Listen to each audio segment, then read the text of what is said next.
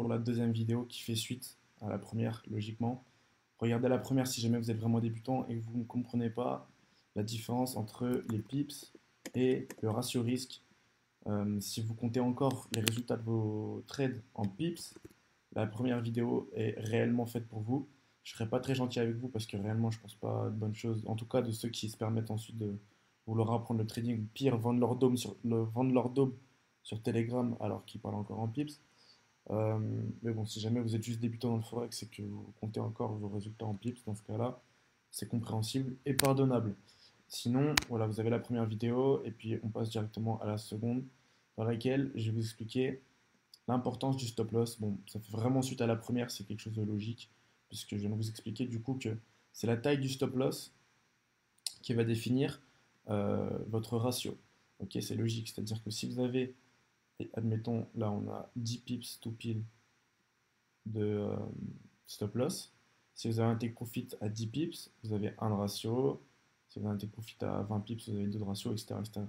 Si vous réduisez ne serait-ce que votre stop loss donc, de quelques pips, vous voyez ici, vous voyez le risk ratio qui augmente drastiquement. Et vous allez voir quand vous allez rentrer dans les toutes petites, si vraiment vous faites un stop loss serré vis-à-vis du take profit en haut, votre take profit il explose drastiquement. Et une fois que vous avez un stop loss serré, admettons, vous pouvez prendre des partiels ici, mais je veux dire, votre trade, vous voyez que il est bien, c'est-à-dire que vous êtes en tendance haussière et que vous n'avez pas envie de sortir. Voilà, vous savez que ça va faire des retracements, ça va créer la liquidité, etc. Mais peu importe, vous avez envie de rester sur votre trade. Donc vous vous permettez d'avoir votre trade profit un peu plus haut. Voilà, vous voyez, on est passé de 10 de ratio à 18. Vous le voyez ici, là, en fait, en plein milieu, c'est noté. Parce qu'on a un stop loss serré. C'est-à-dire que j'aurais eu un stop loss large, on serait passé de 1,87 à 3,60.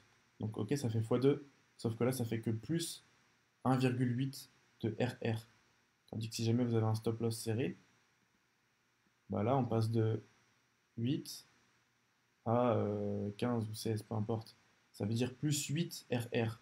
C'est-à-dire que les deux, ça a fait x2, parce que forcément, sauf que il y en a un, c'était 1,8 RR en plus, et l'autre, c'était 8 RR en plus.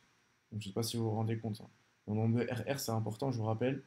Le nombre de RR, c'est ce que vous permettez de perdre si jamais ça tape votre stop loss, votre SL ici. Donc, admettons, votre trade, vous prenez un risque de 100 euros. Donc, votre RR est vaut 100 euros. Si ça tape le stop loss, vous perdez 100 euros. Si jamais vous avez un RR de, là on a 14,9, on va mettre 15 tout pile. Si vous avez un RR de 15, que vous risquez 100 euros, vous gagnez 1005. Ok. Donc 8 RR, dans ce cas-là, ça vaudrait 800 euros. Tandis que 1,8 RR, ça vaut 180 euros. Donc ce qui compte, c'est réellement le ratio, ça vous l'avez compris, mais c'est être capable d'avoir un stop loss serré. Comment vous êtes capable d'avoir un stop loss serré? Il faut avoir une analyse fine du prix et du price action, de ce qui se passe en temps réel, pour être capable de dire que quand le prix va arriver à un certain point, vous êtes confiant dans votre analyse, pour vous dire qu'une fois que le prix est arrivé à un certain point, il ne va pas descendre plus bas vers le stop loss. Et il va tout de suite réagir à la zone. C'est ça qui vous fait gagner de l'argent et qui vous rendra riche dans le forex. C'est être capable d'arriver sur une zone, admettons ici pour une vente, le prix arrive dans la zone, et je suis confiant dans mon analyse pour que direct, ils partent dans le bleu, dans le positif. Hop, tu vois, ici, tu prends ta position pour que direct le prix, il aille dans le bleu, il aille dans le positif. Et qu'il ne vienne pas taper le stop loss. Si tu es capable de faire en sorte que le prix, une fois qu'il arrive sur un point, d'être suffisamment confiant, d'avoir suffisamment de confluence, d'avoir suffisamment euh, confiance dans ton analyse technique pour être capable de dire que le prix va tout de suite partir dans le bleu et non pas dans le petit stop loss que tu as dessiné là, c'est ça qui va te faire gagner de l'argent. Et c'est pas être capable de dire que le prix, quand il va arriver dans cette zone, par ici, là, donc la zone ici, il va plus ou moins faire sa vie, je sais pas trop comment, peut-être aller un petit peu plus bas et un jour aller dans le take profit. C'est pas ça qui te fait gagner de l'argent. On s'en fout. Tu pourrais même être capable de dire que le prix va arriver dans cette zone-là à peu près et il va aller beaucoup plus haut, il va aller tout en haut là-bas, en être sûr à 100%, tu vas gagner moins de sous que le gars qui est sûr que ça va taper que cet endroit-là, mais par contre, quand ça va taper son point d'entrée, il est sûr à 3000% que ça va pas venir taper son petit stop loss juste en bas ici. Parce que tu vois, rien que là, il y a un RR de 6 environ. Tu vois, la zone ici, elle est 6 fois plus large que la zone ici. Tandis que le mec qui tape là-haut, mais qui a un stop loss énorme parce qu'il sait pas trop quand est-ce que le prix il va rebondir, et ben lui, il va gagner peut-être un RR de 2. Il va gagner beaucoup moins de sous. J'espère que c'est clair. C'est-à-dire que vraiment, ce que je voulais te faire comprendre dans cette vidéo, c'est que ce qui va te faire gagner beaucoup de sous, et là où tu dois t'entraîner, c'est être capable, en fait, c'est repérer ce qu'on appelle, donc, c'est des points d'intérêt. C'est des zones dans lesquelles, si le prix tape, donc il arrive, admettons, là, tu es pour un achat, donc hop, on va mettre ça là, on va mettre ça là, voilà, avec ton stop loss en bas, c'est être capable de dire, regarde, ici, tu as ton prix, ici, hop, le prix il est là. Quand le prix va arriver donc, dans ma zone d'intérêt, qui est en rose ici, tu vois, toute cette zone-là, il va taper donc, le haut de la zone, donc ton point d'entrée, tu vas rentrer en position, donc là tu es en position, et il va tout de suite partir dans le bleu. Ou en tout cas, il va peut-être se balader dans la zone rose, mais il va jamais venir taper ton stop loss. Parce que tu as suffisamment confiance dans ton analyse pour dire que là, ce prix-là ne sera pas atteint. Donc je t'expliquerai plus tard pourquoi.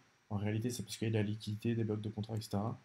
Euh, mais voilà, c'était déjà la première chose que je voulais que tu comprennes, c'est que ce qui va te faire gagner beaucoup de sous, c'est être capable de avoir un stop loss serré, donc d'être capable de suffisamment confiant pour que ton analyse, quand ton prix tape ton point d'entrée, être capable de dire il va tout de suite rebondir. Voilà. Et là, ensuite, honnêtement, que ton take profit il soit là ou un peu plus haut, dans tous les cas, t'es bien, tu vas gagner beaucoup de sous. Tandis que la personne qui comprend rien et qui comprend pas le price action, etc., qui a un stop loss large, ben elle, que le take profit soit là ou là, ça va pas changer grand-chose, quoi. Et elle va gagner beaucoup moins que le trader qui est capable d'avoir des stop loss serrés. Et surtout, c'est même pas vraiment d'avoir des stop loss serrés, ça je pense que tu l'as déjà compris dans la première vidéo. C'est surtout être capable de dire, ok, le prix va taper une zone, il va pas venir taper le stop loss, il va rebondir, tu vois. Même il va peut-être aller un peu dans le rouge, c'est pas grave. Au moins, derrière, il part dans le bleu. Ok. Et ça, c'est ultra possible quand tu as une analyse fine du price action et que tu comprends le prix. Ok. Quand tu n'es pas un cassos à trader des droites de tendance ou des pullbacks ou des trucs ou des triangles comme ça là. Bref, ça, je me réserve ma haine pour une prochaine vidéo parce qu'encore une fois, il y en a qui font des trucs, c'est vaut mieux en rire, hein, honnêtement. Donc voilà, j'espère que tu as compris ce que je voulais t'expliquer dans cette vidéo. J'ai pris le temps d'expliquer. Et on se retrouve très prochainement pour une prochaine.